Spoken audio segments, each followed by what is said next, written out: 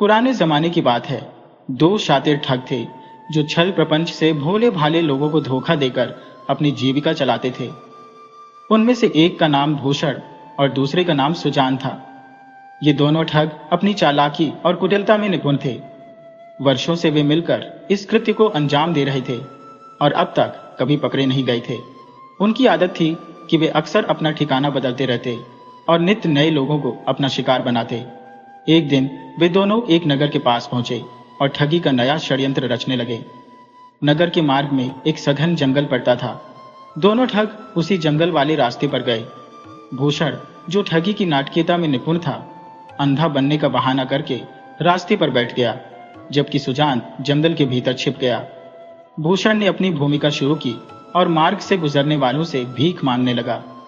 वह दीन स्वर में कह रहा था, भगवान के नाम पर मुझे कुछ दे दो, मुझ पर दया करो। मार्ग से गुजरने वाले कुछ यात्रियों ने उसे पैसे दिए। जब उसके पास कुछ सिक्के इकट्ठे हो गए तो उसने राहगीरों से कहा कि अब कोई उसे बाजार ले चले। कई लोग उसे अनदेखा करते हुए आगे बढ़ गए। कुछ देर बाद एक व्यक्ति जो दो गधों और एक बकरे को लेकर जा रहा था, वहां पहुंचा। वह व्यक्ति भूषण की विनती सुनकर रुक गया और बोला, मैं तुम्हें बाजार तक ले जाना चाहता हूं, लेकिन मेरे पास पहले से ही दो गधे और एक बकरा है। तुम्हारी मदद कर पाना मेरे लिए मुश्किल है। भूषण ने तुरंत कहा, इसमें कोई परेशानी नहीं है। तुम गधों को ले चलो और बकरे की रस्सी मुझे दे दो, मैं तुम्हारे पीछे पीछे चलता हूं। व्यक्ति यह बात मान गया और वे चल पड़े। कुछ दूरी पर पहुंचने के बाद जंगल में छिपा हुआ सुजान चुपके से आया और बकरे की रस्सी काटकर बकरे को लेकर भाग गया। भूषण ने बकरे के मालिक को पुकार कर कहा, अरे भाई रुको, पहले मेरे हाथ की रस्सी बकरे को खींच रही थी, लेकिन अब वह ढीली है, जरा देखो तो क्या हुआ। व्यक्ति ने पीछे मुड़कर देखा तो बकरा गायब था। वह चिंतित होकर बोला, मेरा बकरा कहां चला गया? अब अगर मैं उसे ढूंढने जाऊं तो इन गधों का क्या करूं? भूषण ने कहा, मैं बकरा तो ढूंढने नहीं जा सकता, लेकिन तुम चाहो तो गधों की रस्सी मुझे सौंप दो, तुम बकरा खोजने जा सकते हो। व्यक्ति ने यह सोचकर गधों की रस्सी भूषण को पकड़ा दी और बकरा ढूंढने के लिए चल पड़ा। जैसे ही वह व्यक्ति थोड़ा आगे बढ़ा, भूषण गधों को लेकर वहां से भाग गया। बाद में दोनों ठग मिले और गधों व बकरे को बेचकर जो धनराशि प्राप्त हुई उसे आपस में बांट लिया। वे दोनों अपनी चतुराई पर बहुत खुश थे और अगले कुछ दिन उसी नगर में अपने षड्यंत्र जारी रखने की योजना बनाने लगे। उनका मानना था कि इस नगर के लोग सरल और निश्चल हैं, जिन्हें ठगना बेहद आसान है। कुछ दिनों बाद उन दोनों ठगों ने एक किसान को खेतों में हल चलाते हुए देखा। खेत के पास कुछ पेड़ थे और वहीं थोड़ी दूर पर एक पहाड़ी भी थी। उनमें से एक ठग पास के एक पेड़ पर चढ़ गया, जबकि दूसरा पेड़ों के पीछे छिप गया। पेड़ पर बैठा ठग जोर जोर से चिल्लाने लगा, यह बहुत ही अद्भुत है, यह बड़े ही आश्चर्य की बात है। उसकी आवाज सुनकर किसान चौंक गया और सोचने लगा कि आखिर इस व्यक्ति ने ऐसा क्या देख लिया है जो इतना चिल्ला रहा है। वह अपने बैलों को रोककर इधर उधर देखने लगा, पर उसे कुछ भी समझ में नहीं आया। जब उसे कुछ नजर नहीं आया तो वह पेड़ की ओर बढ़ने लगा जहां ठग बैठा चिल्ला रहा था। वह पेड़ खेत से कुछ ही कदमों की दूरी पर था। जैसे ही किसान पेड़ के पास पहुंचने वाला था, छिपा हुआ दूसरा ठग बाहर निकला और किसान का एक बैल खोल कर ले गया। वह बैल को लेकर फिर से पेड़ों के झुंड में जाकर छिप गया।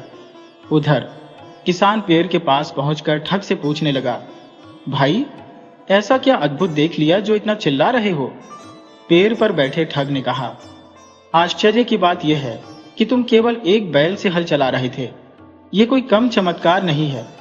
किसान चौंक कर बोला, नहीं भाई, मैं तो दो बैलों से हल चला रहा था, देखो वे रही मेरे दोनों बैल। लेकिन जब उसने पलट कर देखा तो वहां सचमुच केवल एक ही बैल था।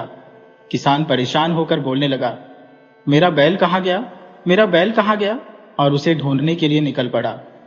इसी बीच पेड़ पर बैठा ठग नीचे उतरा और किसान का दूसरा बैल भी खोलकर वहां से भाग गया। इस तरह दोनों ठगों ने मिलकर एक बार फिर से एक भोले भाले व्यक्ति को ठग लिया। इस बार ठगों ने अपनी ठगी से मिली रकम ली और एक सराय में जाकर रुक गए। उन्होंने तय किया कि अब वे ज्यादा दिन इस नगर में नहीं रह सकते और अगली सुबह यहां से निकल जाएंगे। उस सराय में उनके साथ एक और व्यक्ति ठहरा हुआ था। खाना खाने के बाद ठगों ने उससे बातचीत शुरू की।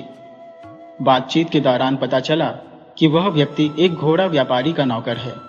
उसने बताया कि उसका मालिक पूरे इलाके का सबसे बड़ा घोड़ा व्यापारी है और उसके पास बेहतरीन नस्ल के अरबी घोड़े हैं जो ऊंची कीमत पर बिकते हैं। उस नौकर ने यह भी कहा कि वह अपने मालिक के काम से दूसरे नगर जा रहा है। ठगों के मन में यह सुनकर लालच आ गया। उन्होंने सोचा कि इस नगर में आखिरी ठगी कर ही ली जाए। रात में जब वह नौकर अपने कमरे में सोने चला गया तो ठगों ने व्यापारी को ठगने की योजना बना ली। अगली सुबह उन्होंने नौकर से उसके मालिक का पूरा पता मालूम कर लिया और यह कहकर विदा ली कि वे भी अरबी घोड़ा खरीदने के इच्छुक है। नौकर दूसरे नगर की ओर चला गया और ठग उसी नगर में घोड़ा व्यापारी के पास पहुंचे। व्यापारी के पास पहुंचने के बाद उनमें से एक ठग ने अंधा बनने का नाटक किया।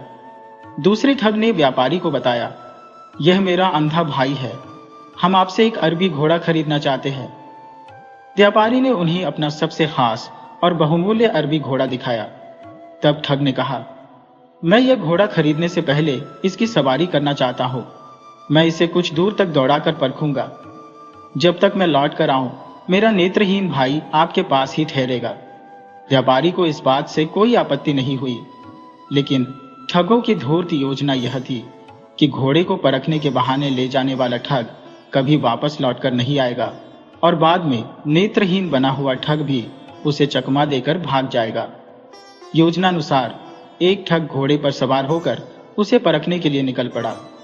समय बीतता गया, परंतु वह घोड़े समेत लौटकर नहीं आया। तब नेत्रहीन ठग ने व्यापारी से कहा, बहुत देर हो चुकी है, पर मेरा भाई अब तक नहीं लौटा। व्यापारी ने उसे आश्वस्त किया, चिंता मत करो, चलो, तुम्हारा भाई यहीं कहीं आसपास होगा। व्यापारी नेत्रहीन ठग को अपने साथ लेकर निकला। कुछ ही दूर चलने के बाद उन्होंने देखा कि पहला ठग एक मैदान में धराशायी पड़ा था। उसके शरीर पर कई चोटों के निशान थे और वह दर्द से कराह रहा था। असल में वह व्यापारी वास्तव में कोई व्यापारी नहीं, बल्कि उस नगर का कोतवाल था। उसने उन ठगों को पकड़ने के लिए यह पूरा माया जाल रचा था। कोतवाल ने अपना असली रूप उजागर करते हुए कहा, तुम्हारे जैसे धूर्त लोग सोच रहे थे कि इस घोड़े को आसानी से चुरा लेंगे, लेकिन जिस घोड़े को तुम साधारण समझ रहे थे वह मेरा घोड़ा बादल है। ये मेरे अलावा किसी और को अपनी पीठ पर बैठने नहीं देता, इसलिए थोड़ी ही दूर चलते ही इसने तुम्हें गिरा दिया और अपने प्रहारों से तुम्हारी हालत खराब कर दी। कोतवाल ने आगे कहा, जो व्यक्ति सराय में नौकर बनकर तुमसे मिला था वह हमारा ही सिपाही था। तुम्हारी ठगी की शिकायतें हमें लगातार मिल रही थी, इसलिए मैंने यह पूरा जाल रचा और तुम्हें आखिरकार पकड़ ही लिया। कोतवाल के इशारे पर सैनिकों ने दोनों ठगों को गिरफ्तार कर लिया। उन्हें तत्काल कारावास भेज दिया गया। इस प्रकार जो लोग दूसरों को छलते थे वे स्वयं अपने जाल में फंसकर जेल पहुंच गए। आखिरकार उन्हें उनके बुरे कर्मों का दंड मिल गया।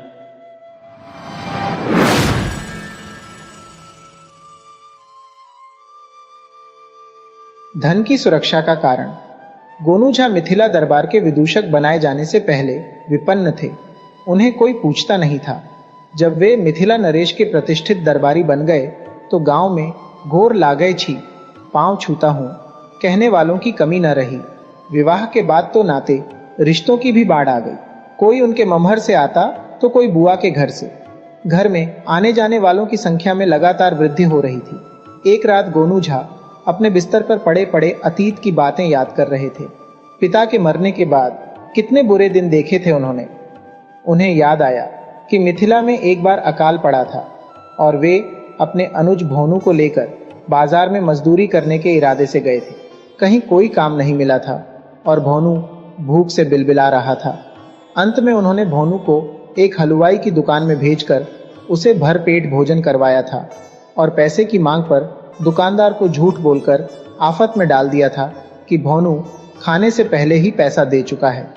इस घटना को याद करते हुए उनका मन भर आया और आंखें गीली हो गईं। उफ, कैसे दिन कटा।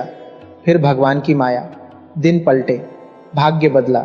जो लोग देखकर मुंह फेर लेते थे आज उन्हें देखकर आह्लादित हो उठते हैं। जीवन के इस परिवर्तन पर गोनू झा स्वयं विस्मय कर रहे थे।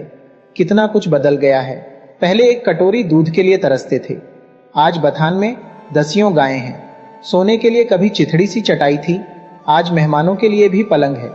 अतीत के चिंतन से गोनू झा को लगने लगा कि आज उनके पास पैसा है, इसलिए उन्हें लोग पूछने आते हैं।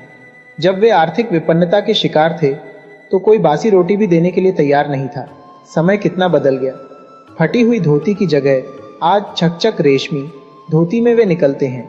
दरवाजे पर गाय बैल, नौकर चाकर क्या नहीं है उनके पास। आखिर ये सब तो पैसे के कारण ही। बाप बड़ा न भैया, सबसे बड़ा रुपया। ये सब रुपया का खेल है, चांदी का चमत्कार है। इसी चिंतन में गोनू झा की रात कट गई। सुबह वे देर तक सोते रहे। पत्नी ने जब उन्हें जगाया तब दिन चढ़ आया था। जगने पर भी गोनू झा अनमने से दिख रहे थे। न दरबार जाने की हड़बड़ी थी, न आम दिनों की तरह बात बात पर पंडिताइन से चुहल करने की शौकी। पत्नी ने जब पूछा कि तैयार कब होंगे, दिन चढ़ आया है, दरबार नहीं जाना है क्या, तब बहुत ही उदास स्वर में गोनू झा ने उत्तर दिया, नहीं, आज कुछ भी करने का जी नहीं हो रहा है। और वे फिर से बिस्तर पर लेट गए। पंडिताइन आई, चिंतातुर होकर, नेह से भरकर। गोनू झा का ललाट छुआ, यह देखने के लिए कि क्या गोनू झा को बुखार तो नहीं है। गोनू झा ने प्यार से अपनी पत्नी का हाथ पकड़ लिया, बोले, नहीं, बुखार नहीं है। फिर उन्होंने पंडिताइन से कहा, एक बात बताओ, यदि मेरे पास यह धन दौलत और सुख सुविधा नहीं होती, तब भी क्या तुम मुझसे इतना ही प्यार करती? पंडिताइन अवाक रह गई। अरे, ये क्या बात ले बैठे, कहीं किसी ने कान तो नहीं भरे इनके? चुगली लगाने वालों की तो कमी नहीं है ना, घर में ही तो कितने हैं जलने वाले। मन में इस तरह की उठती आशंकाओं को दबाते हुए पंडिताइन ने कहा, आप कैसी बातें कर रहे हैं? जन्म जन्मांतर का संबंध है हमारा। आपके मन में यह सवाल क्यों आया कि आप अपनी तुलना धन दौलत से करने लगे? मेरे लिए सारी दुनिया की दौलत एक ओर और आपको एक ओर रखकर पूछा जाए कि मुझे क्या चाहिए, तो मैं आपका साथ पसंद करूंगी। अब कभी मुझसे ऐसी बातें न कहिएगा। पत्नी की बात सुनकर गोनू झा मुस्कुराए और पत्नी का हाथ चूम लिया। थोड़ी देर तक पलकें बंद किए लेटे रहे, फिर बोले, जाओ जरा माँ को भेज दो। पत्नी चली गई। कमरे में माँ आई। बेटे के अस्वस्थ होने की बात बहू ने उन्हें बता दी थी, इसलिए मातृसुलभ स्नेह से भरकर गोनू झा के सिरहाने बैठकर उन्होंने गोनू झा का सिर सहलाना शुरू कर दिया। गोनू झा ने आंखें बंद किए हुए ही अपने सिर पर फिर रहे माँ के हाथ को थाम लिया। फिर पूछा, माँ, तुम मुझे इतना प्यार करती हो, कुछ हो जाता है तो बेचैन हो जाती हो, आखिर क्यों? गोनू झा की माँ बोली, बावरे, ये भी कोई बताने की बात है? तू मेरी कोख का जाया है, मैंने तुझे पै पान कराया है, गोद में खेलकर तू बड़ा हुआ है, भला मुझे तुम्हारी चिंता ना होगी तो और किसकी होगी? गोनू झा उसी तरह आंखें बंद किए थोड़ी देर तक चुपचाप लेटे रहे। फिर माँ से पूछा, माँ, बुरा ना मानो तो एक और बात पूछूं? हाँ बेटा, बोल, क्या बात है? मैं तेरी किसी भी बात का बुरा नहीं मानूंगी, माँ ने उत्तर दिया। गोनू झा ने संयत स्वरों में पूछा, माँ, यदि मेरे पास यह समृद्धि न होती, तब भी क्या मेरे लिए तुम्हारे मन में ऐसा प्यार उमड़ता? गोनू झा की माँ के मुंह से एक सर्द आह निकली। उनका हाथ कांपने लगा। अरे, आज मेरे लाल को क्या हो गया है जो ऐसी बहकी बहकी बातें कर रहा है? अनिष्ट की आशंका से उनका मन कांप गया और वे फफक पड़ी।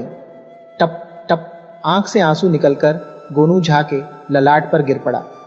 गोनू झा ने आंखें खोली तो पाया कि उनकी मां रो रही हैं।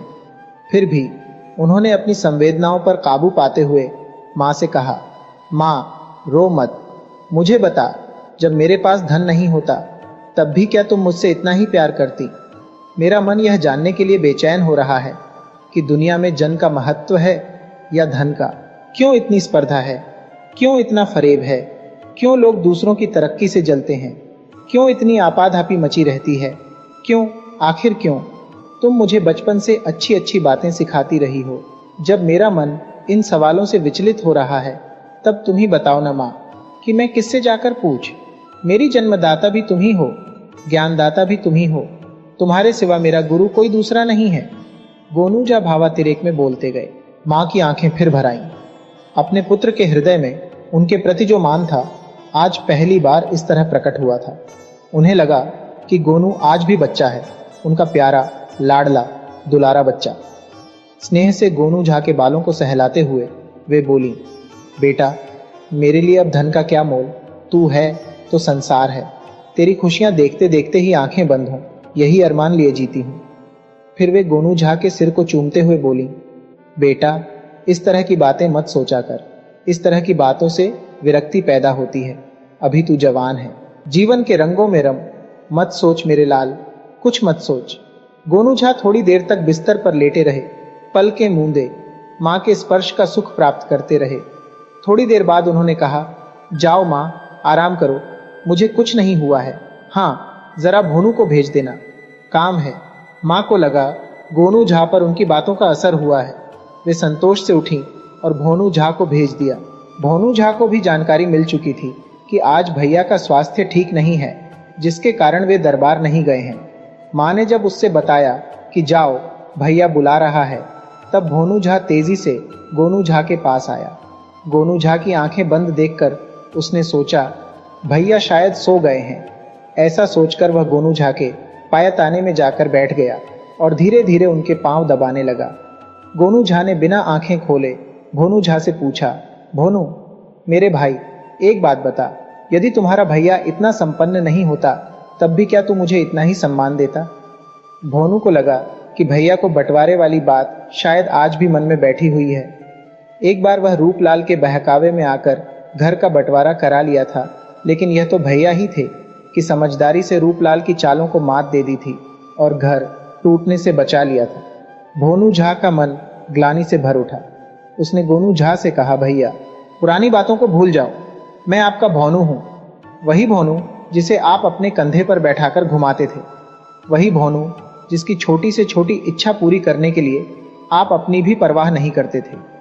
धन दौलत मेरे लिए बहुत माने नहीं रखते, मेरे लिए तो बस आपका आशीर्वाद काफी है। गोनू झा ने कहा, ठीक है भोनू, जाओ, जो कर रहे थे करो, मेरा मन घबरा रहा है, मुझे आराम करने दो। घर में सबसे कह दो मुझे जगाए नहीं, यदि मैं सो जाऊं तो। भोनू चला गया। गोनू झा बिस्तर पर लेटे रहे। दिन ढला, शाम हुई, फिर रात। चांद आसमान में चढ़ने लगा। एक पहर रात चढ़ने के बाद गोनू झा की पत्नी कमरे में आई तो यह देखकर चौंक गई कि गोनू झा का शरीर उसी मुद्रा में है जिस मुद्रा में दिन में था। मुंह खुला हुआ है, हाथ ऐंठा सा है, टांगें अकड़ी हुई हैं। उसका कलेजा धड़कने लगा। दैव, यह क्या ये चले गए? ऐसा सोचते सोचते उसके मुंह से विकल सी चीख निकल गई। दैव रे दैव! वह दहाड़ मारकर रो पड़ी। उसका विलाप सुनकर गोनू झा की मां कमरे में आई। भोनू झा भी कमरे में आया। भोनू हतप्रभ रह गया और गोनू झा की मां गोनू झा का ऐंठा शरीर और बहू का विलाप सुनते बेहोश हो गई। गोनू की पत्नी का विलाप सुनकर आसपास के लोग जुट आए। गांव में यह खबर जंगल की आग की तरह फैल गई कि गोनू झा नहीं रहे। आसपास के घरों की महिलाएं भी जुट आईं। कोई गोनू झा की मां को होश में लाने का प्रयत्न करने लगी तो कोई गोनू झा की पत्नी के साथ ही विलाप करने लगी। सारा माहौल द्रवित कर देने वाला हो गया। गांव के लोगों ने गोनू झा के शरीर को बिस्तर से उठाकर आंगन में रखा। उनमें कुछ लोग ऐसे भी थे जो पहले भी गोनू झा को मुर्दा देख चुके थे और शव स्नान करा चुके थे। वे लोग आपस में खुसुर पुसुर कर रहे थे, बड़ा विचित्र प्राणी है ये, मरकर भी जी उठने वाला, क्या पता फिर जी जाए। जबकि कुछ लोग कह रहे थे गर्मी का मौसम है, बास आने से पहले लाश उठ जाए तो ठीक रहेगा। गोनू झा की अंतिम यात्रा की तैयारियां होने लगी। मशाल जला लिए गए कि उसकी रोशनी में श्मशान यात्रा हो सके। घर में शोक का वातावरण था। गोनू झा की मां होश में आ गई थी और वे गांव की वृद्ध महिलाओं के साथ विलाप कर रही थीं। उन्हें दिलासा देने वालियों का कलेजा बैठा जा रहा था। गोनू झा की पत्नी छाती पीट पीट कर करुण स्वरों में रुदन कर रही थी। भोनू झा को तो जैसे काठ मार गया था। अवसन्न अवस्था में वह गांव के युवकों से घिरा था। जब गोनू झा के शरीर का स्नान हो चुका और लोग शरीर को उठाने लगे, तब मां ने विलापते हुए ही कहा, अरे भोनू, गोनू की अंगुली में सोने की अंगूठी है और कान में कनौसी, निकाल ले। जाने वाला तो चला गया बेटा, अब उसकी चीजें ही तो उसकी यादगार रहेंगी। इन्हीं स्मृतियों के सहारे अब बाकी जीवन बिताना होगा। फिर वे जोरों से विलाप करने लगी। भोनू झा ने कनौसी और अंगूठी निकाल ली और वहां से हटने ही वाला था कि गोनू झा की पत्नी ने विलाप करते हुए कहा, भोनू, उनके जनेऊ में संदूक की चाबी है, बंधी हुई, खोल लेना। विलाप के स्वर में ही उनका दूसरा आदेश उमड़ा, रे भोनू, तुम्हारे भैया के डांवरा, काला धागा जो मिथिलांचल के लोग कमर में बांधते हैं, में तिजोरी की चाबी बंधी है, निकाल लेना रे। दैव रे दैव। और फिर उसके विलाप का स्वर पहले की लय में आ गया। भोनू झा ने जनेऊ और डांरा से चाबियां खोल ली। तभी एक चमत्कार सा हुआ। गोनू झा के मुंह से निकला, हे राम, दीनदयाल, जय मां, और वे उठकर बैठ गए।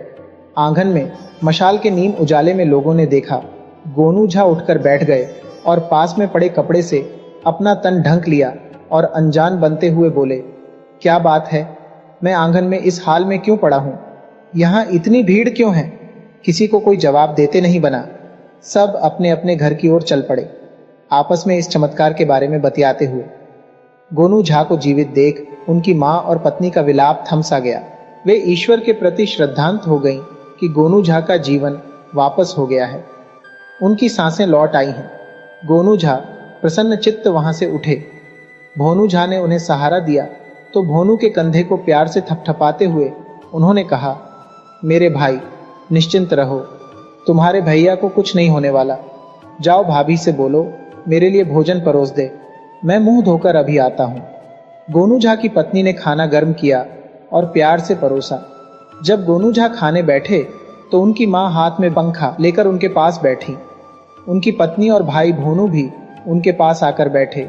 गोनू झा ने खाते हुए ही कहा, आज एक बात और समझ में आ गई कि जन का महत्व कम है और धन का महत्व ज्यादा। आदमी गुजर जाता है लेकिन धन बना रहता है, इसलिए धन की सुरक्षा जरूरी लगती है। यह सुनकर तीनों सकते में आ गए और गोनू झा चैन से भोजन करने लगे।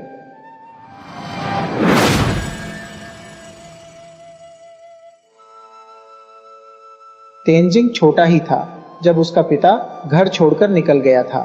एक दिन उसकी मां ने कहा, बेटा, आज शाम के लिए चावल का एक दाना भी नहीं है, जाओ और तीस्ता नदी से कुछ मछलियां पकड़ लाओ, आज उसी की भुजिया से काम चला लेते हैं, कल सुबह मैं कहीं जाकर कुछ कमा लाऊंगी। मां की बात मानते हुए तेंजिंग डलिया उठाए मछली पकड़ने निकल पड़ा। तीस्ता नदी के किनारे डलिया डालते हुए वह मछली पकड़ने की चेष्टा करने लगा। वह 2-4 बार अपने पिता के साथ मछलियां पकड़ने आ चुका था, इसलिए वह डलिया डालना और मछली पकड़ना जानता था। कई बार मछली उसके हाथों से फिसलकर निकल गई थी, पर आज उसे किसी भी स्थिति में मछली लेकर ही घर लौटना था। नदी के ठंडे जल में पांव पड़ते ही ठंड से उसका पूरा शरीर सिहर उठा। भगवान का नाम लेकर उसने डलिया यहाँ वहाँ डालना आरंभ किया।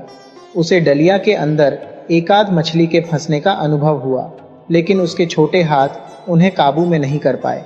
कई मछलियां इतनी छोटी थीं कि उन्हें छोड़ देना ही उसे उचित लगा। वह नदी में कुछ आगे बढ़ा, फिर उसने डलिया डाली।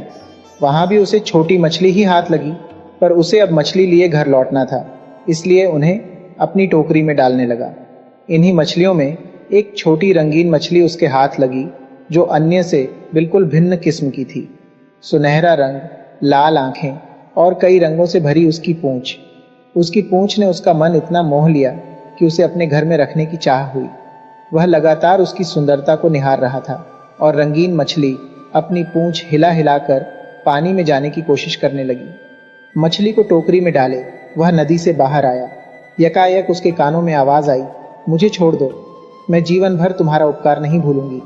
अपनी टोकरी से मछली को आदमी की आवाज में बोलते देखकर तेंजिंग डर गया कि कहीं कोई भूत प्रेत तो उसका पीछा नहीं कर रहा, क्योंकि इससे पूर्व मछली की ऐसी आवाज उसने कभी नहीं सुनी थी। टोकरी में मछली को मचलते देखकर उसने कहा, अगर मैं तुम्हें छोड़ दूंगा तो अपनी मां को क्या दूंगा, और फिर आज हम क्या खाकर अपनी रात गुजारेंगे। तुम साहसी लड़के हो, कुछ और अधिक मेहनत करोगे तो ज्यादा सफलता मिलेगी। तुम अधिक से अधिक मछलियां पकड़ लोगे। मुझे छोड़ दो मेरे भाई।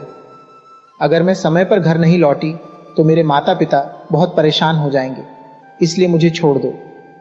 ठीक है, मैं तुम्हें नहीं मारूंगा, तुम्हारा मांस भी नहीं खाऊंगा, क्योंकि तुमने मुझे भाई कहा, लेकिन मैं तुम्हें एक बड़ी बोतल में तुम्हारा खेल, तुम्हारी सुंदरता तुम्हारा इठलाता रूप देखता रहूंगा। तेंजिंग ने उसे सहलाते हुए कहा, यदि तुम्हें मेरी झलक्रिया, सुंदरता और इठलाता रूप ही देखना है तो तुम मुझे नदी में छोड़ दो भाई, क्योंकि नदी के पानी में तुम मेरा रूप रंग और खेल ज्यादा निखरा हुआ पाओगे। बोतल के थोड़े से पानी में अपना दम घुटने के कारण न तो मैं अच्छी तरह उछल कूद पाऊंगी और न ही मेरी सुंदरता निखर पाएगी। इसलिए मेरे ऊपर कृपा करो मेरे भाई और मुझे छोड़ दो। मछली ने फिर अनुरोध किया। तेंजिंग ने कहा, मैंने आज तक तुम जैसी सुंदर मछली नहीं देखी है, अतः तुम्हें कैसे छोड़ दूं? मैं हाथ जोड़ती हूं, मुझे छोड़ दो। यदि तुम मुझे रोज ही देखना चाहते हो तो रोज तुम्हारे सामने सुबह शाम नदी के तट पर आकर अटखेलिया करूंगी। तुम मेरा खेल देखना, अपने साथ मैं अपनी अन्य सहेलियों को भी लाऊंगी। अब तो ठीक है ना? मछली ने कहा। मछली की बात को सुनकर उसके मन में मछली के लिए दया आ गई। वह सोचने लगा, उसे यदि अपने माँ बाप से बिछड़ने का दुख हुआ तो वह इस पाप का भागीदार होगा। मछली को भी वह दुख न हो जो उसके पिता से बिछड़ने के कारण उसे हो रहा है। यह बात मन में आते ही वह नदी की ओर लौटा और उस सुनहरी रंगीन मछली को नदी में छोड़ दिया। पानी में गिरते ही मछली खुशी के मारे अटखेलिया करने लगी और तेंजिंग से कहने लगी, कल सुबह इसी जगह पर आना रे भाई, मैं अपनी बहुत सारी सहेलियों को लेकर यहाँ आ पहुंचूंगी, तुम सभी के साथ खेलना। तेंजिंग टोकरी की मछलियां को लेकर घर लौटा। माँ इस बात से बहुत प्रसन्न हुई कि बेटा काम करने, मछली पकड़ने के लायक हो गया। जितनी भी मछली लाया था उस पर खुश होते हुए माँ मछली भूनने की तैयारी करने लगी। लेकिन तेंजिंग की आंखों में वही सुनहरी मछली का रूप तैर रहा था। उसकी हिलती पूंछ और आवाज उसे बेचैन कर रही थी। रात को माँ का परोसा खाना भी उसे अच्छा नहीं लगा। सपने में भी तेंजिंग ने उसी सुनहरी मछली को देखा। सुबह होते ही तेंजिंग डलिया और टोकरी लेकर नदी की ओर निकल पड़ा। नदी में पहुंचने पर उसने डलिया पानी में डाली और छप छप करते हुए मछली पकड़ने तथा सुनहरी मछली को आने की सूचना देने लगा। आज उसे कल से अधिक मछलियां मिली। अपनी इसी सफलता पर आज उसे ज्यादा खुशी मिली। इतने में उसे लगा एक सुनहरी मछली पानी में उछलते हुए उसी की ओर आ रही है। लेकिन फिर उसे लगा कहीं सूरज की किरणों में कोई मछली चमकी हो। ऐसा सोचकर उसने लौटने का मन बनाया और पीछे की ओर मुड़ा। तभी उसे एक आवाज सुनाई पड़ी, क्यों लौटने लगे मेरे भाई? मैं तो अपने वादे को निभाते हुए आ गई। लगता है तुम निराश होकर लौट रहे थे। मैं बीच नदी में उछल उछल कर तुम्हें देख रही थी। मछली पकड़ने में तुम्हें बाधा न पहुंचे, यह सोचकर मैं तुम्हारे पास नहीं आ रही थी। तुमने मेरी जान बख्शी। इस प्रकार मेरे ऊपर ही नहीं, मेरे माता पिता के ऊपर भी बड़ी कृपा की। मैं तुम्हारे जैसे दयालु बालक से कैसे छल कर सकती हूँ? तुम्हें शायद पता नहीं, मैं इस नदी के राजा की बेटी हूँ। जब मैंने अपने माता पिता से तुम्हारी कृपा से जीवन दान मिलने की बात कही तो वे बहुत खुश हुए और उन्होंने तुम्हारे लिए एक उपहार भेजा है। वे तुमसे मिलना चाहते हैं। कब चलोगे? बोलो। इतना कहते हुए मत्स्य कुमारी ने अपनी बगल में तैरते हुए कछुए की पीठ से एक पोटली उठाई और तेंजिंग से कहा, लो भाई, यह उपहार की पोटली तुम्हारे लिए है। तेंजिंग रंगीन मछली की बातों को सुनकर और अपने सामने उपहार की पोटली को देखकर अचरज में पड़ गया। मछली की बोली की मिठास को सुनकर वह कुछ बोल नहीं पा रहा था। तेंजिंग ने उपहार की पोटली लेकर धन्यवाद दिया और कहा, आज तो मैं जा नहीं सकता, मेरी माँ मेरी राह देख रही होगी। हाँ, कल परसों चल सकता हूँ, मैं अभी चलता हूँ। कहकर तेंजिंग अपने घर की ओर चल पड़ा। आज तेंजिंग बहुत उत्साहित था, चाल में अलग गति थी। घर पहुंचकर माँ को मछली के दिए उपहार की पोटली देकर सारी बात बताई। माँ ने बेटे की बात सुनकर पोटली खोली तो देखा उसमें मोती की सुंदर माला और सुंदर सुंदर सीपियों के हार थे। उपहार को देखकर माँ का मन बहुत प्रसन्न हुआ। माँ कहने लगी, कितने सुंदर हैं ये सब, लो इसे अपनी बीवी के लिए संभाल कर रखो। और हाँ बेटा, मछली को हमारा धन्यवाद कहना। लेकिन इतना ध्यान रखना, हम मेहनतकश लोग हैं, हमें मेहनत का ही खाना चाहिए, दूसरों की संपत्ति का लालच नहीं करना चाहिए। मैं प्रसन्न हूँ। मछली रानी से तुम्हारी मित्रता हुई है, पर कभी अपनी हैसियत मत भूलना। लालच में आकर उससे कुछ मत मांग बैठना। जीवन में तभी सुख मिलेगा, समझे बेटा? हाँ माँ, तुम जैसा कहोगी मैं वैसा ही करूँगा। तो क्या मैं उसके माता पिता से मिलने नहीं जाऊं? मैंने ऐसा कब कहा? माँ ने कहा, बस दूसरों की संपत्ति पर कभी लालच मत करना। माँ की बातों को गांठ बांध लिया था उसने। वह रोज नदी पर जाता, सुनहरी मछली से हंसी खेल करना हर दिन का उसका काम हो गया था। एक दिन सुनहरी मछली ने पूछा, कब चलोगे मेरे माता पिता से मिलने? कल, तेंजिंग ने जवाब दिया। दूसरे दिन तेंजिंग बहुत बन-ठन कर नदी किनारे आया, जहां राजकुमारी उसका इंतजार कर रही थी। राजकुमारी ने तेंजिंग को कछुए के ऊपर सवार होने को कहा और दोनों जल यात्रा कर मत्स्य लोक पहुंचे। राजा ने अपनी बेटी को जीवन दान के लिए तेंजिंग का आभार व्यक्त किया। तुम्हारे स्वभाव और एहसान से हम बहुत प्रसन्न हैं, इसलिए बोलो तुम हमसे क्या चाहते हो? मत्स्य लोक की सुंदरता देखकर तेंजिंग बहुत मोहित हो गया था, इसीलिए उसने कहा, मैं ऐसे ही बहुत खुश हूं। मुझे अपना और अपनी माँ का पेट पालने के लिए मछली पकड़ने आपके इलाके में आना पड़ता है। आप मुझे अपने यहाँ मछली पकड़ने की अनुमति दें तो बड़ी कृपा होगी। तेंजिंग के सरल और संतोषी स्वभाव को देखकर राजा बड़ा खुश हुआ। तुम्हें हमारे इलाके में आकर मछली पकड़ने की इजाजत देता हूं, पर तुम हमारे यहाँ आए हो तो खाली हाथ नहीं जा सकते। ये लो हमारी ओर से उपहार।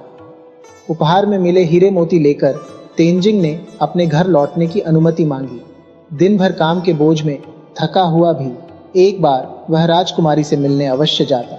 एक दिन राजकुमारी ने कहा, मेरी माँ कहती है मेरा ब्याह होने वाला है, इसलिए अब हमारा मिलना संभव नहीं होगा, पर मैं तुम्हारा एहसान कभी नहीं भूलूंगी। तेंजिंग इस बात को जानकर बहुत उदास हो गया। उसकी आंखों में आंसू उमड़ने लगे। वह भी जानता था कि वह उस सुनहरी मछली को कभी नहीं भूल पाएगा, पर अब मिलना मुश्किल होगा। यह जानकर वह बहुत दुखी हुआ और उदास होकर घर लौट गया। उस दिन से तेंजिंग ने शपथ ली, मैं किसी भी प्राणी को बेवजह कष्ट नहीं दूंगा। जीविका चलाने के लिए मछुआरे का मेरा काम करना जरूरी है, पर मैं बेवजह किसी के लिए परेशानी का कारण नहीं बनूंगा। आकारी न।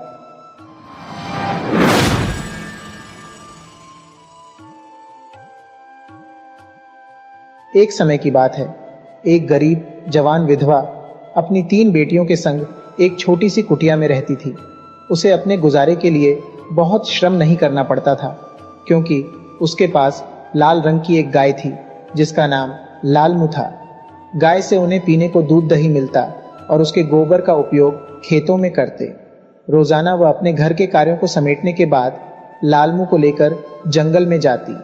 अपने पीछे अपनी 3 बेटियों को घर पर छोड़ जाती। एक राक्षनी थी जिसका नाम था सिम्पिंदी। उसने पूरे संसार को नष्ट किया था।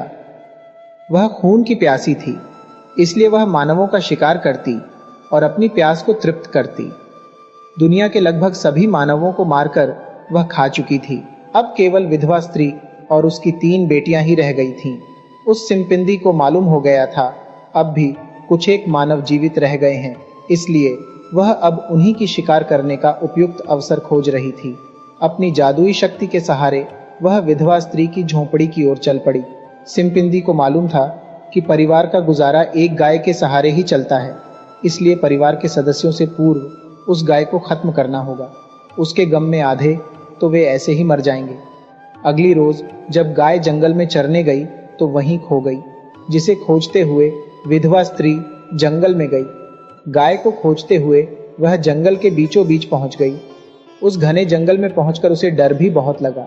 जंगल में बढ़ते अंधकार को देखकर उसने अपने मन में सोचा, अंधेरा बढ़ रहा है, मेरी गाय जंगल में इतनी भीतर तो आई नहीं होगी, इसीलिए अब जंगल के भीतर जाना ठीक नहीं होगा, मुझे अब लौटना चाहिए।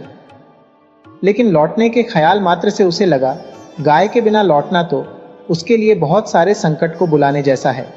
घर चलाना उसके लिए बहुत मुश्किल हो जाएगा। यह ख्याल आते ही वह फिर आगे जाने को तैयार हो गई। लालमू लालमू पुकारती हुई वह जंगल के और भीतर जाती रही। अपनी ही आवाज की प्रतिध्वनि सुनकर पहले तो उसे डर लगा, पर समझ आने पर उसे अपने ऊपर हंसी आई। जंगल में जाते हुए उसने दूर एक कुटिया से धुआं उठता हुआ देखा। पास जाकर देखा तो उसी की कुटिया की तरह वहां एक कुटिया थी। एक बूढ़ी औरत उस कुटिया के बाहर अपने लंबे सफेद बालों में कंघी कर रही थी। विधवा स्त्री ने सोचा, शायद इस बुढ़िया ने मेरी गाय देखी हो। उसने पास जाकर उस बुढ़िया से कहा, दादी, आपने किसी गाय को यहाँ से गुजरते हुए देखा? मेरी लाल रंग की गाय खो गई है। बहुत खोजा पर कहीं नहीं मिली। क्या आपने उसे कहीं देखा है? उस बुढ़िया ने जवाब दिया, मैंने कोई गाय नहीं देखी, पर तुम बहुत थकी लग रही हो, इसलिए आओ और एक कप चाय पियो। उसके पश्चात मैं तुम्हारे साथ गाय खोजने में मदद करूंगी। विधवा स्त्री को बुढ़िया का आत्मीय व्यवहार बड़ा अच्छा लगा। उसे बहुत थकान भी हो रही थी। कुछ समय के लिए उसे आराम करना उचित समझा। बुढ़िया बहुत प्रसन्न हुई। वही तो सिंपिंदी राक्षसी थी। कुटिया के भीतर बुढ़िया ने उसे चाय और भुना हुआ मांस एक प्लेट में दिया, जो उसे बहुत स्वादिष्ट लगा। उसे चाय और मांस देकर बुढ़िया घर से बाहर निकली, जिसके निकलने पर विधवा स्त्री ने कहा, आप जल्दी लौट आइएगा, मैं यहाँ ज्यादा समय के लिए नहीं रुकूंगी, मुझे अपनी गाय को खोजने आगे जाना होगा। जैसे ही बुढ़िया घर से बाहर निकली, वैसे ही बुढ़िया की पालतू बिल्ली पास आई और बोली, म्याऊं म्याऊं, तुम मुझे मांस का कुछ हिस्सा खाने को दो, मैं उसके बदले तुम्हें एक रहस्य की बात बताती हूँ। पर विधवा स्त्री इतनी भूखी थी कि वह कुछ भी बांटकर खाने की स्थिति में नहीं थी, इसलिए उसने जा जा करके बिल्ली को वहां से भगा दिया। बिल्ली के जाते ही बुढ़िया का पालतू कुत्ता उसके सामने आया। उसने भौंकते हुए बिल्ली की तरह कहा, मुझे अपने हिस्से में से कुछ देती हो तो रहस्य की एक बात बताता हूं। पर विधवा स्त्री ने कुत्ते को भी झिड़क कर भगा दिया। मांस और चाय पीने के बाद उसे चक्कर सा आने लगा और कुछ समय बाद वह बेहोश हो गई। उसने जो स्वादिष्ट भुना हुआ मांस खाया था, वह उसकी लाल गाय लालमू का थी। विधवा स्त्री को यह मालूम ही नहीं चला कि राक्षस के घर पालतू बिल्ली और कुत्ते ईश्वर के दूत हैं, जो विधवा स्त्री की मदद के लिए भेजे गए थे। उसे रहस्य जानने की चाहत थी ही नहीं, इसलिए वह उस बुढ़िया की चाल को नहीं समझ पाई। रात होने पर राक्षसी लौट आई। वह पूरी तरह सक्षम होकर आई थी। रात का अंधेरा उसके वहशी कार्यों को अंजाम देने के लिए बड़ा उत्तम रहता था। उसने बेहोश पड़ी विधवा स्त्री का धड़ सिर से अलग कर दिया, उसके खून का पान किया। उसका कच्चा मांस खाकर वह और ज्यादा शक्तिशाली हो गई।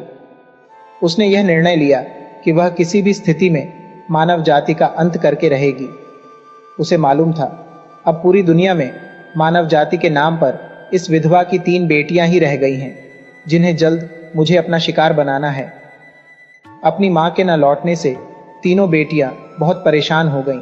इसीलिए बड़ी बहन ने सोचा, मुझे जंगल की ओर जाकर अपनी मां और गाय का पता करना चाहिए।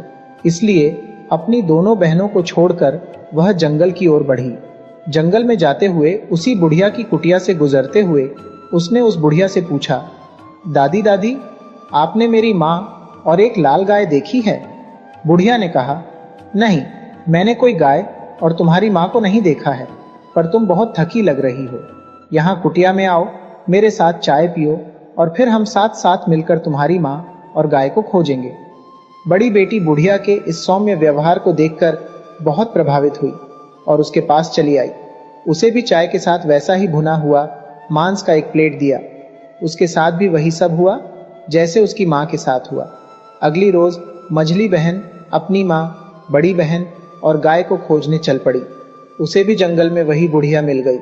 उसके साथ भी वही सब हुआ जैसा उसकी मां, बड़ी बहन और गाय के साथ हुआ था। अब केवल छोटी बहन ही जीवित रह गई। उसने सोचा, मेरी मां, बहनें और गाय अवश्य ही किसी मुसीबत में फंसी हैं। कहीं जंगल में जाते हुए भूस्खलन हुआ हो और वे उसी में फंसी हों, या फिर उनके साथ जरूर कोई समस्या आई है, वरना वे लौट आती। अपने परिजनों की तलाश में वह जंगल के भीतर घुसी। घने जंगल के भीतर उसे उसी बुढ़िया का घर मिला।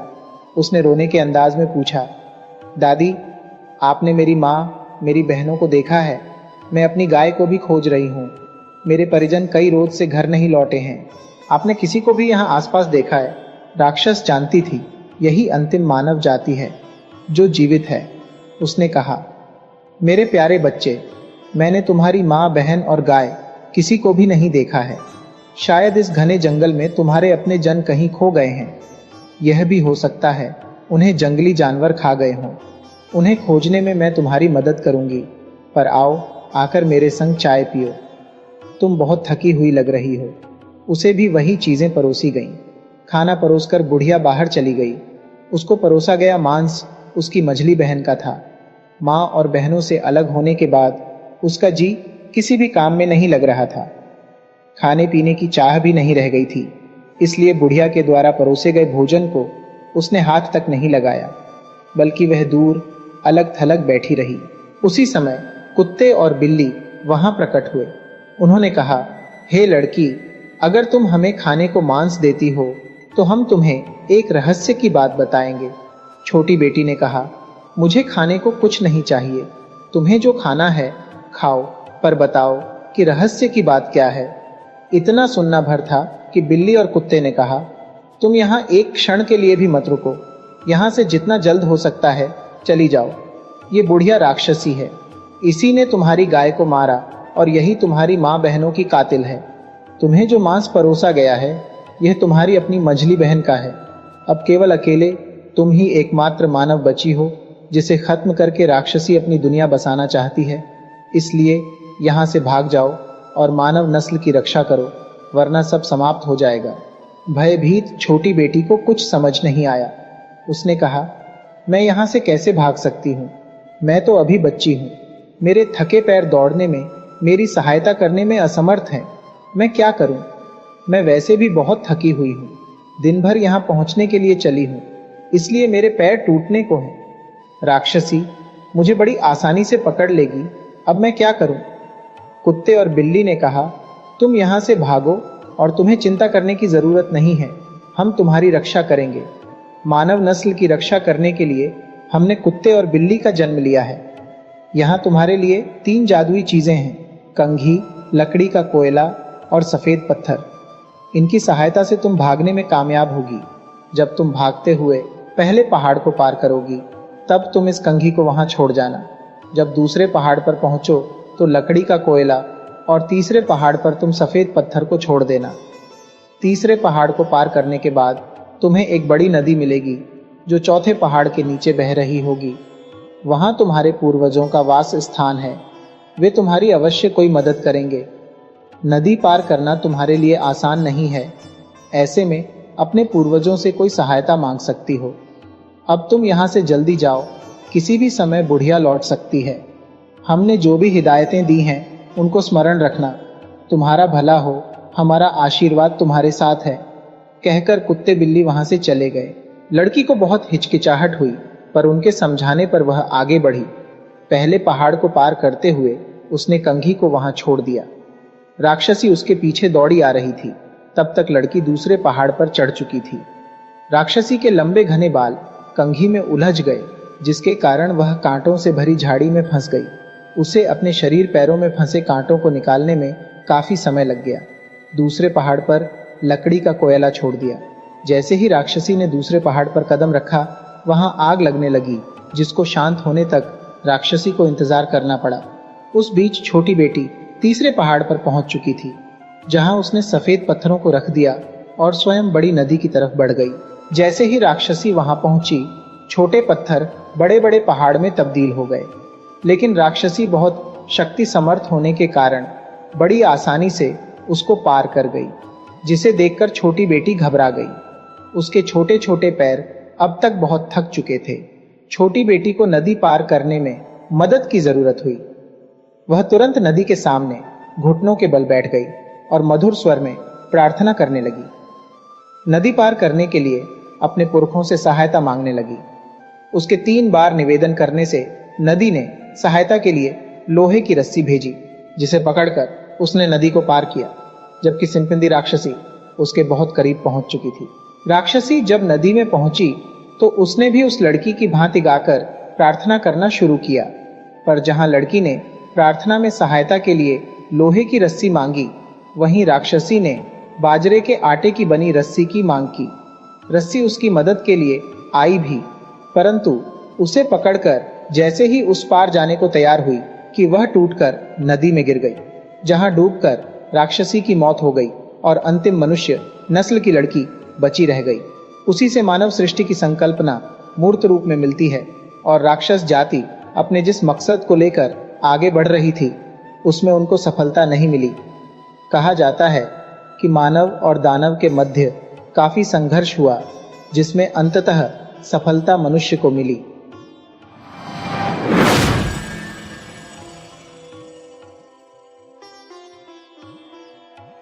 हेनरी भोजनालय का दरवाजा खुला और दो व्यक्ति भीतर आए। वे एक मेज के साथ लगी कुर्सियों पर बैठ गए। आप क्या लेंगे? जॉर्ज ने उनसे पूछा। पता नहीं, उनमें से एक ने कहा। अल, तुम क्या लेना चाहोगे? पता नहीं, अल ने कहा। मैं नहीं जानता, मैं क्या लूंगा। बाहर अंधेरा होने लगा था। खिड़की के उस पार सड़क की बत्तियां जल गई थी। भीतर बैठे दोनों व्यक्तियों ने मेनू कार्ड पढ़ा। हॉल के दूसरी ओर से निक एडम्स उन्हें देख रहा था। जब वे दोनों भीतर आए, उस समय वह जॉर्ज से बातें कर रहा था। मैं सुअर का मुलायम भुना हुआ गोश्त, सेब की चटनी और आलू का भरता लूंगा, पहले आदमी ने कहा। यह सब अभी तैयार नहीं है। तो फिर तुमने इसे मेनू कार्ड में क्यों लिख रखा है? यह रात का खाना है, जॉर्ज ने बताया। यह सब आपको 6 बजे के बाद मिलेगा। जॉर्ज ने पीछे लगी दीवार घड़ी की ओर देखा। अभी 5 बजे हैं। लेकिन घड़ी में तो 5:20 हो रहे हैं, दूसरे आदमी ने कहा। घड़ी 20 मिनट आगे चल रही है। भाड़ में जाए तुम्हारी घड़ी, पहला आदमी बोला। खाने के लिए क्या मिलेगा? मैं आपको किसी भी तरह का सैंडविच दे सकता हूं, जॉर्ज ने कहा। मैं आपको सुअर का सूखा मांस और अंडे, या सुअर का नमकीन मांस और अंडे, या फिर टिक्का दे सकता हूं। तुम मुझे मुर्गर का मांस, भुनी हुई मटर, क्रीम की सॉस और आलू का भरता दो। ये सब रात का खाना है। हमें जो भी चीज़ चाहिए वह रात का खाना हो जाता है, तो ऐसी बात है। मैं आपको सुअर का सूखा मांस और अंडे, सुअर का नमकीन मांस और अंडे, कलेजी। मैं सुअर का सूखा मांस और अंडे लूंगा, अल नाम के आदमी ने कहा। उसने एक टोपी और लंबा कोट पहना हुआ था, जिसके बटन उसकी छाती पर लगे हुए थे। उसका चेहरा छोटा और सफ़ेद था और उसके होंठ सख्त थे। उसने रेशमी मफलर और दस्ताने पहन रखे थे। मेरे लिए सुअर का नमकीन मांस और अंडे ले आओ, दूसरे आदमी ने कहा। कद में वह भी अल जितना ही था। हालांकि उनके चेहरे मोहरे अलग थे, पर दोनों ने एक जैसे कपड़े पहन रखे थे, जैसे वे जुड़वां भाई हों। दोनों ने बेहद चुस्त ओवरकोट पहना हुआ था और दोनों मेज पर अपनी कोहनियां टिकाए आगे की ओर झुककर बैठे हुए थे। पीने के लिए क्या है? अल ने पूछा। कई तरह की बियर है, जॉर्ज ने कहा। मैं वाकई पीने के लिए कुछ मांग रहा हूं। जो मैंने कहा वही है। ये बड़ा गर्म शहर है, दूसरा आदमी बोला। इस शहर का नाम क्या है? समिट। क्या कभी यह नाम सुना है? अल ने अपने साथी से पूछा। कभी नहीं। यहाँ रात में तुम लोग क्या करते हो? अल ने पूछा। वे यहाँ आकर रात का खाना खाते हैं, उसके साथी ने कहा। वे सब यहाँ आकर धूमधाम से रात का खाना खाते हैं। हाँ, आपने ठीक कहा, जॉर्ज बोला। तो तुम्हें लगता है कि यह ठीक है? अल ने जॉर्ज से पूछा। बेशक, तुम तो बेहद अक्लमंद लड़के हो, नहीं? बिल्कुल, जॉर्ज ने कहा। लेकिन तुम अक्लमंद नहीं हो, समझे? छोटे कद के दूसरे आदमी ने कहा। तुम क्या कहते हो अल? यह बेवकूफ है, अल बोला। फिर वह निक की ओर मुड़ा। तुम्हारा नाम क्या है? एडम्स। एक और अक्लमंद लड़का, अल बोला। क्या यह अक्लमंद नहीं है, मैक्स? ये पूरा शहर ही अक्लमंदों से भरा हुआ है, मैक्स ने कहा। जॉर्ज सारा खाना लेकर आया और उसे उनकी मेज पर रख दिया। तुम्हारा कौन सा है? अल ने पूछा। क्या तुम्हें याद नहीं? सुअर का सूखा मांस और अंडे। वाह, अक्लमंद लड़के, मैक्स बोला। वह आगे की ओर झुका और उसने अपना खाना ले लिया। दोनों बिना अपने दस्ताने उतारे ही खाना खाने लगे। जॉर्ज उन्हें खाते हुए देखता रहा। तुम इधर क्या देख रहे हो? मैक्स ने जॉर्ज से पूछा। कुछ नहीं। झूठे, तुम मुझे देख रहे थे। शायद लड़के ने मजाक में ऐसा किया होगा, अल ने कहा। जॉर्ज हंस दिया। तुम्हें हंसने की इजाजत नहीं, तुम्हें हंसने की इजाजत बिल्कुल नहीं है, समझे? ठीक है, जॉर्ज बोला। तो यह समझता है कि यह ठीक है, मैक्स अल की ओर मुड़ा। यह समझता है कि यह ठीक है। वाह, यह अच्छी सोच है। अरे, यह दार्शनिक है, अल ने कहा। वे दोनों खाना खाते रहे। उधर बैठे उस लड़के का क्या नाम है? अल ने मैक्स से पूछा। सुनो, अक्लमंद लड़के, मैक्स निक से बोला। तुम अपने दोस्त के साथ उधर दूसरे कोने में चले जाओ। क्या मतलब? कोई मतलब नहीं है। फौरन उस ओर चले जाओ, अक्लमंद लड़के, अल बोला। निक ने वैसा ही किया जैसा उसे कहा गया था। आप चाहते क्या हैं? जॉर्ज ने पूछा। तुम अपने काम से काम रखो, अल बोला। रसोई में कौन है? हबशी है। हबशी से तुम्हारा क्या मतलब है? हबशी रसोइया, उसे यहाँ आने के लिए कहो। आप करना क्या चाहते हैं? उसे यहाँ आने वाले के लिए कहो। आपको क्या लग रहा है आप कहाँ हैं? अबे साले, हमें अच्छी तरह पता है हम कहाँ हैं, मैक्स नाम के आदमी ने कहा। क्या हम बेवकूफ दिखते हैं? तुम मूर्खतापूर्ण बातें कर रहे हो, अल ने उससे कहा। तुम इस लड़के से बहस क्यों कर रहे हो? सुनो, उसने जॉर्ज से कहा, हबशी को यहां आने के लिए कहो। आप उसके साथ क्या करने वाले हैं? कुछ नहीं, अपना दिमाग इस्तेमाल करो, अक्लमंद लड़के। हम एक हबशी के साथ क्या करेंगे? जॉर्ज ने हॉल और रसोई के बीच की खिड़की खोल ली। सैम, उसने आवाज लगाई, 1 मिनट यहां आना। रसोई का दरवाजा खुला और अश्वेत रसोइया हॉल में दाखिल हुआ। क्या बात थी? उसने पूछा। वहां बैठे दोनों अजनबियों ने उस पर निगाह डाली। ठीक है हबशी, तुम वहीं खड़े रहो, अल ने कहा। अपने पेट पर कपड़ा लपेटे हुए सैम नाम के उस अश्वेत रसोइये ने उन दोनों की ओर देखा। जी श्रीमान, वह बोला। अल अपनी कुर्सी से उठा। मैं हबशी और इस अक्लमंद लड़के के साथ रसोई में जा रहा हूं, उसने कहा। चलो वापस रसोई में चलो हबशी। अक्लमंद लड़के, तुम भी उसके साथ जाओ। अल उस लड़के और सैम नाम के हबशी के पीछे पीछे चलता हुआ रसोई में चला गया। बीच का दरवाजा बंद हो गया। मैक्स नाम का आदमी वहीं जॉर्ज के पास बैठा रहा। वह जॉर्ज की ओर न देखकर पीछे दीवार पर लगे आदमकद आईने की ओर देखता रहा। हेनरी भोजनालय पहले एक सैलून था, जिसे बाद में खाना खाने की जगह में बदल दिया गया था। हाँ, अक्लमंद लड़के, मैक्स ने आईने में देखते हुए कहा। तुम कुछ कहते क्यों नहीं? आप लोग आखिर चाहते क्या हैं? अरे अल, मैक्स ने आवाज लगाई। यहां यह अक्लमंद लड़का जानना चाहता है कि हम लोग आखिर चाहते क्या हैं। तो फिर तुम उसे बता क्यों नहीं देते? अल की आवाज रसोई में से आई। तुम्हें क्या लगता है हम लोग क्या चाहते हैं? मुझे नहीं पता, तुम्हारा ख्याल क्या है? बोलते हुए मैक्स सारा समय आईने में देखता रहा। मैं नहीं कह सकता। अरे अल, यह अक्लमंद लड़का कह रहा है कि यह नहीं कह सकता कि हम लोग क्या चाहते हैं। हाँ, मैं तुम्हें सुन सकता हूं, अल ने रसोई में से कहा। उसने रसोई और हॉल के बीच की खिड़की खोल दी थी। सुनो अक्लमंद लड़के, उसने रसोई में से जॉर्ज से कहा। तुम उस तरफ थोड़ी और दूरी पर खड़े हो जाओ। मैक्स, तुम थोड़ा बाईं ओर आ जाओ। वह किसी समूह की फोटो ले रहे फोटोग्राफर जैसा लग रहा था। मुझसे बात करो अक्लमंद लड़के, मैक्स ने कहा। तुम्हें क्या लगता है यहां क्या होने वाला है? जॉर्ज ने कुछ नहीं कहा। मैं तुम्हें बताता हूं, मैक्स बोला। हम एक स्वीडनवासी की हत्या करने वाले हैं। क्या तुम उस विशालकाय स्वीडनवासी ऑल एंडरसन को जानते हो? हाँ, वह हर रोज रात का खाना खाने यहीं आता है ना? हाँ, वह कभी कभी यहाँ आता है। वह यहाँ शाम 6 बजे आता है ना? हाँ, जब कभी वह आता है। वह सब हमें पता है अक्लमंद लड़के, मैक्स बोला। किसी और चीज के बारे में बात करो। क्या तुम कभी फिल्में देखने जाते हो? कभी कभार।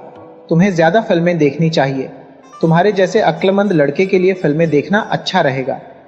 आप ऑल एंडरसन की हत्या क्यों करना चाहते हैं? उसने आपका क्या बिगाड़ा है? उसे इसका मौका ही नहीं मिला। उसने तो हमें देखा भी नहीं है, और वह हमें केवल एक बार ही देख पाएगा, रसोई में से अल ने कहा। तो फिर तुम उसे जान से क्यों मारना चाहते हो? जॉर्ज ने पूछा। हम एक मित्र के लिए उसकी हत्या करने जा रहे हैं, केवल एक मित्र पर एहसान करने के लिए, अक्लमंद लड़के। चुप रहो, अल ने रसोई में से कहा। तुम साले बहुत बोलते हो। देखो, मुझे इस अक्लमंद लड़के का दिल लगाए रखना है कि नहीं? अक्लमंद लड़के, तुम साले बहुत ज्यादा बोलते हो, अल ने कहा। यहां हबशी और मेरे वाला अक्लमंद लड़का खुद से ही अपना दिल लगाए हुए हैं। मैंने इन दोनों को किसी धार्मिक मठ की 2 सहेलियों की तरह पीठ के बल एक साथ बांध दिया है। मुझे लगता है तुम भी किसी धार्मिक मठ में काम करते थे। क्या पता, तुम जरूर यहूदियों के मठ में काम करते होगे। हाँ, वही। जॉर्ज ने घड़ी की ओर देखा। अगर कोई खाना खाने यहां आए तो तुम उसे कहना कि रसोइया छुट्टी पर है। अगर वह फिर भी नहीं माने तो तुम उसे कहना कि तुम भीतर रसोई में जाकर उसके लिए बनाकर कुछ ले आओगे। समझे? अक्लमंद लड़के। ठीक है, जॉर्ज ने कहा। बाद में तुम लोग हमारे साथ क्या करोगे? वह कई बातों पर निर्भर करेगा, मैक्स बोला। यह उनमें से एक बात है जिसके बारे में तुम पहले से नहीं जान सकते। जॉर्ज ने घड़ी की ओर देखा। 6:15 बज चुके थे। तभी भोजनालय का बाहरी दरवाजा खुला। एक ट्रामकार चालक भीतर आया। हेलो जॉर्ज, उसने कहा, क्या मुझे खाना मिल जाएगा? रसोइया सैम बाहर गया है, जॉर्ज बोला। वह लगभग आधे घंटे में लौट आएगा। ओह, तब तो मुझे आगे किसी दूसरे भोजनालय में जाना चाहिए, ट्रामकार चालक ने कहा। जॉर्ज ने घड़ी की ओर देखा। 6:20 हो रहे थे। ये तुमने अच्छा किया, अक्लमंद लड़के, मैक्स बोला। तुम तो बड़े सज्जन निकले। अरे, उसे पता था कि अगर वह कुछ और करता तो मैं उसकी खोपड़ी उड़ा देता, रसोई में से अल ने कहा। नहीं नहीं, मैक्स बोला, यह बात नहीं है। ये अक्लमंद लड़का बढ़िया है। ये लड़का वाकई बढ़िया है, मुझे ये पसंद है। 6:55 पर जॉर्ज ने कहा, ओल एंडरसन नहीं आएगा। तब तक भोजनालय में बाहर से 2 और लोग आए थे। एक बार जॉर्ज रसोई में गया था और उसने सूअर के सूखे मांस और अंडे का सैंडविच बनाकर उसे कागज में लपेटकर उस ग्राहक को दे दिया था जो खाना अपने साथ ले जाना चाहता था। रसोई में उसने टोपी पहने हुए अल को एक कुर्सी पर बैठे हुए देखा था। उसके बगल में उसकी पिस्तौल पड़ी हुई थी। निक और रसोइया सैम कोने में पीठ के बल आपस में बंधे हुए थे। दोनों के मुंह में कपड़ा ठूंस दिया गया था। जॉर्ज ने जल्दी से सैंडविच बनाया, उसे कागज में लपेटा, उसे एक थैले में डाला और बाहर हॉल में आ गया। ग्राहक ने पैसे दिए और खाने का सामान लेकर चला गया। मेरे वाला अक्लमंद लड़का सब कुछ कर सकता है, मैक्स बोला। वह खाना बनाने के अलावा भी बहुत कुछ कर सकता है। तुम किसी लड़की की बढ़िया बीवी बनोगे, अक्लमंद लड़के।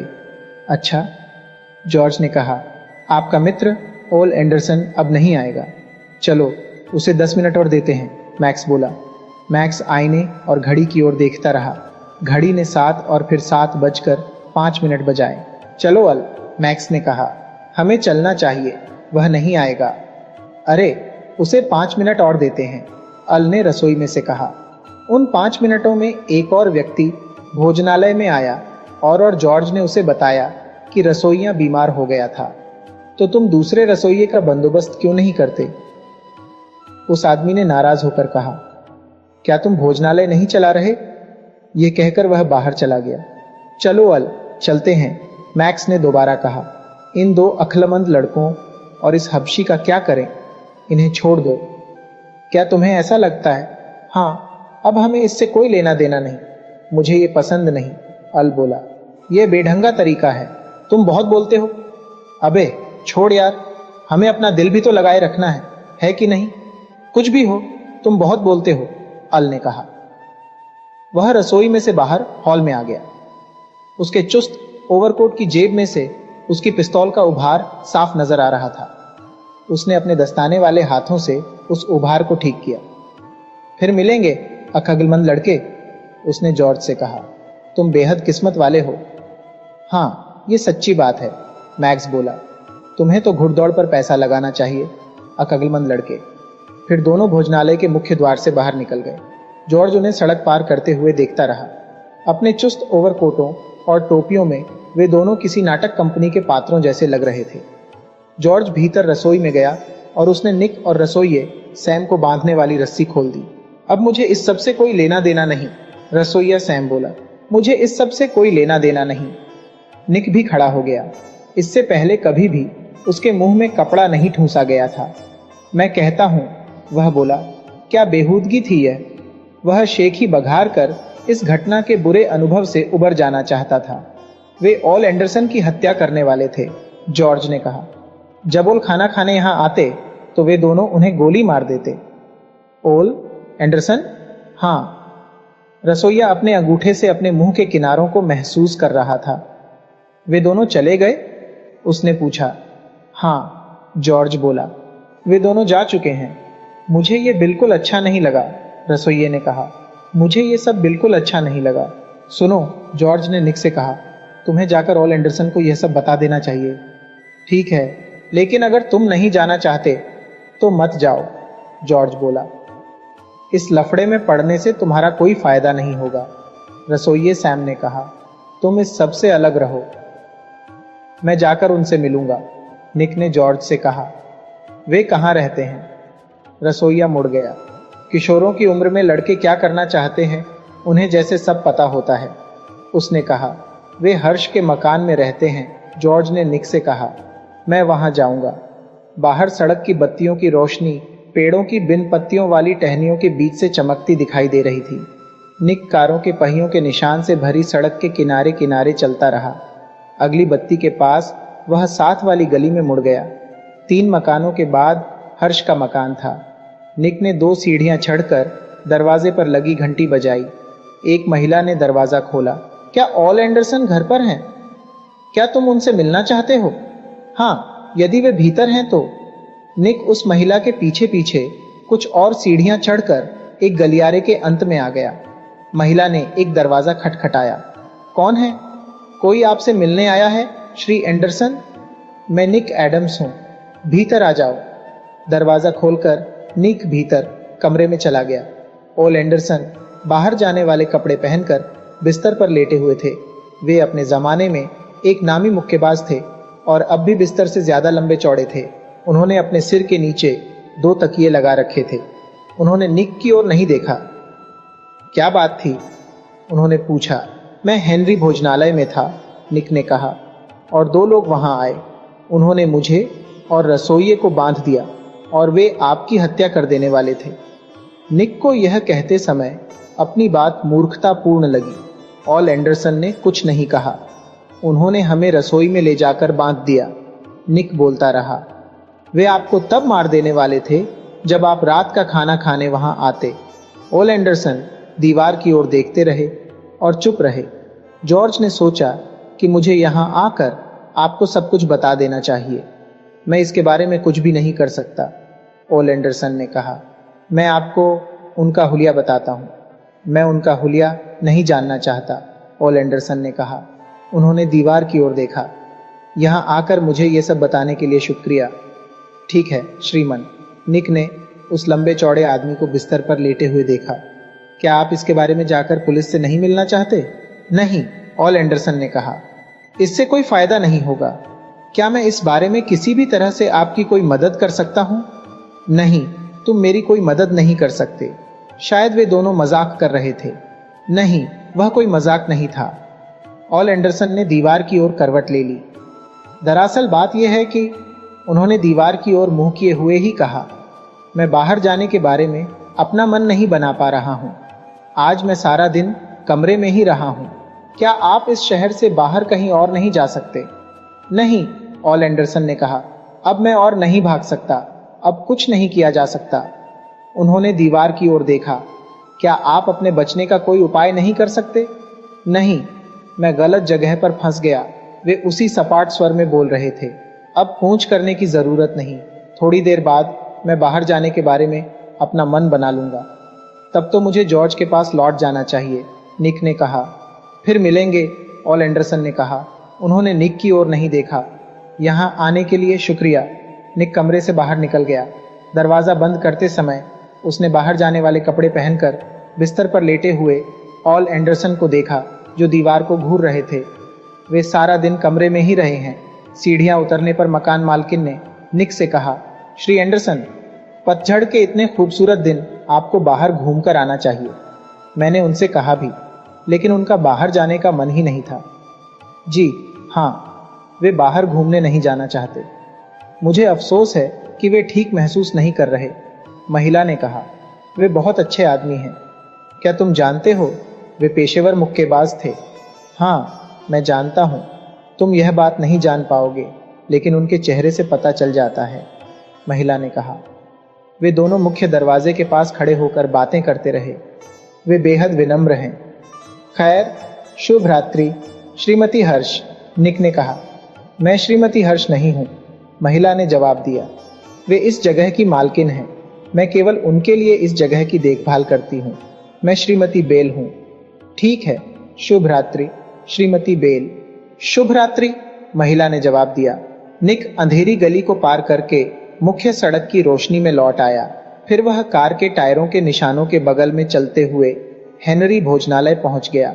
जॉर्ज भीतर वाले बड़े हॉल में मौजूद था। क्या तुम ओल से मिले? हाँ, निक ने कहा। वे अपने कमरे में हैं और वे बाहर नहीं जाएंगे। निक की आवाज़ सुनकर रसोइये ने रसोई और हॉल के बीच की खिड़की खोली। मैं तो इसके बारे में कुछ भी नहीं सुनूंगा, उसने कहा और बीच की खिड़की बंद कर ली। क्या तुमने उन्हें सारी बात बताई? जॉर्ज ने पूछा। हाँ, मैंने उन्हें बताया, लेकिन वे इसके बारे में पहले से ही जानते थे। अब वे क्या करेंगे? कुछ नहीं, वे दोनों उन्हें मार देंगे। हाँ, शायद ऐसा ही होगा। जरूर उन्होंने शिकागो में किसी से दुश्मनी मोल ले ली होगी। हाँ, शायद यही बात रही होगी। यह बड़ी भयावह बात है। हाँ, ये वाकई भयावह है, निक ने कहा। कुछ देर वे दोनों चुप रहे।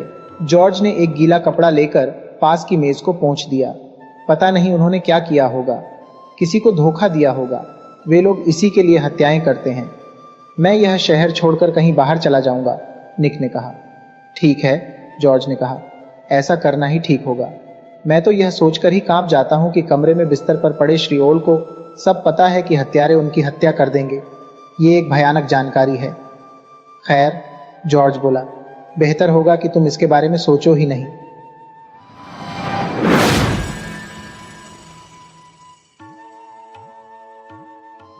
वीडियो अच्छी लगे हो तो इसे लाइक करें और ऐसी ही मज़ेदार कहानियों के लिए चैनल को सब्सक्राइब करें और बेल आइकन दबाएं। ज़्यादा से ज़्यादा अपने दोस्तों को शेयर करें।